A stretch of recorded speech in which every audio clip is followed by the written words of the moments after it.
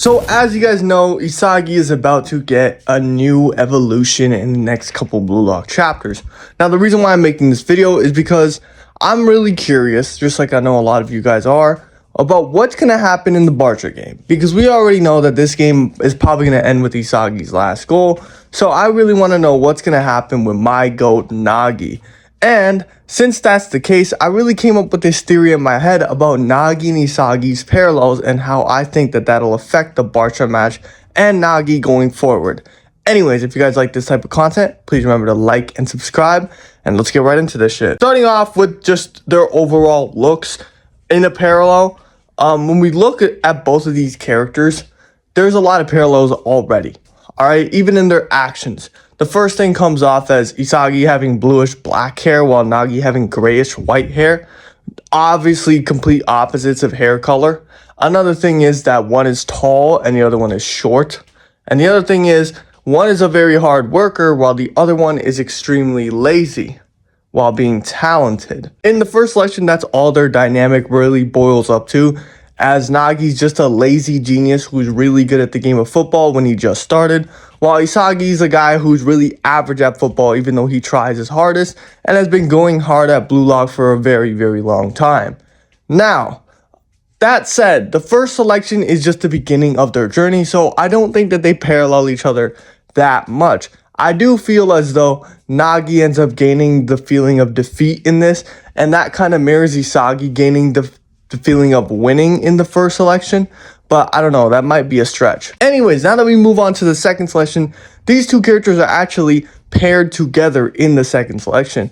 And as we know, Nagi's the guy abandoning Rio, and Isagi's the guy who ends up losing Bachira. They both end up losing the key players in the first arc that ended up helping them so much and helping them get their goals. As we know, the second selection is a arc where you have to be good individually. You can't be relying on anyone else. It's not just turning 0 to 1 anymore. Now it's just being able to turn 0 to 1 by yourself in your individual ISO ability. So, as we know, these characters at the start of this arc have no idea how the fuck to do that, because they are both characters that are inherently reliant on other characters at this point in the story to get their goals, to make plays. Although, throughout this arc, both these characters end up learning how to make plays by themselves and self-realizing who they are and how they can actually play without being reliant on certain characters like Rio and Bachira. Towards the end of this arc, we also find out that Nagi, Isagi, Baro, and Chigiri end up losing the match to Rin's team. Now, as a result of this, Isagi develops a rivalry with Rin and vows to be able to defeat him one day. The same thing that happens with that is like a chain reaction with Nagi, where he develops a rivalry with Isagi and vows to defeat him one day. So as you guys know, both these characters are paralleling in this arc very well. And especially at the end, when both of them have different rivals, but their rivals were gained at basically the same point. Anyways, moving on to the U20 match. The only notable parallel I could find out about these two in the U20 match is that Nagi's the person who scored the first goal and Isagi's the person that scored the last goal of the match. Aside from these, I don't know many parallels in this match. Maybe you guys could let me know down below in the comments below.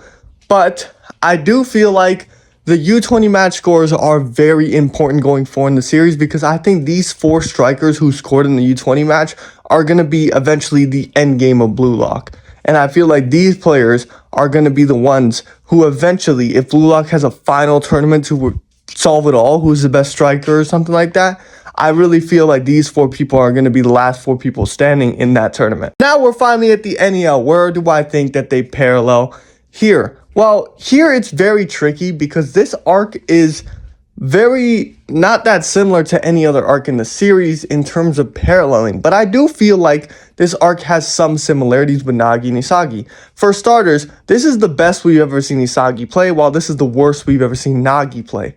Also, we see Isagi have all this motivation coming into this arc because he's developed a new rival in Kaiser, while Nagi also has someone on his team in his corner, a new person named Agi who's trying to help him get better. But that's the difference between these two characters.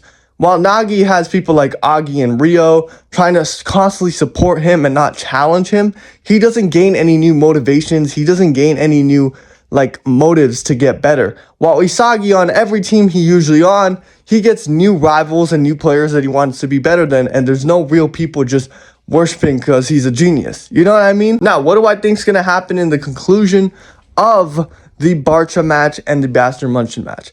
Now, I do think that when the Bastard Munchen match ends, Isagi will be the one to awaken his original ego. The ego that he used way before he came to Blue Lock, combining that with all the ego that he has now, I think Isagi will be able finally to score a goal relying on just himself. Not doing a 1-2, not doing any of that. Maybe to get through the field to do a 1-2, maybe, that's fine. But I do feel like Isagi is going to ISO his way through and score something with a new move. You never know. The game is going to end. We're going to cut back to the Barca match. And I do feel like just like Isagi awakening his ego, I feel like Nagi is also going to awaken another ego at that very same point. The reason why I brought up all these parallels that they've had during multiple arcs is because I feel like Seishiro is setting this up to be the real final battle of Blue Lock. I feel like if Blue Lock had a tournament, like I was saying before, to decide it all, these two characters would be the ones that are placed in the finals. Not only because I think Nagi is basically Kanashiro's favorite character, but also look at it. He literally has his own his own spin-off series, which Rin does also have. I'll give you that. Rin also has another manga, but I feel like the Nagi episode is way more closer to home to Blue Lock than Rin's whole thing. So yeah, I feel like we're going to cut back to the Barca match after the Bastard Munchen match ends, and we're going to see a new ego Nagi. A Nagi who's brimming with excitement. A Nagi who's brimming with aggression. He absolutely destroys. He lets out all of his frustration on how he's been playing bad the entire NEL and absolutely scores one of the best goals we've ever seen anybody score in the series, while also having a hat trick of these 3 goals. This would obviously push his value all the way up, and I think if there's anyone in the entire NEL to score a hat trick of super goals, it'll be Nagi Seishiro. Literally nobody else I think could do that. And yeah, I feel like that would make his value way higher than it usually is. He won't be higher than Isagi, but I do feel like he would be back in the top 5. Anyways, guys, let me know what you guys think about this theory that I just came up with. Do you guys like it? Do you guys not like it? What do you guys think is going to happen with Nagi's character? What do you guys think is going to happen in the next chapter? Please remember to hit the like and subscribe button if you enjoyed this video. Make sure to share to your friends. And yeah, man, I hope you guys have a great day. Bye-bye.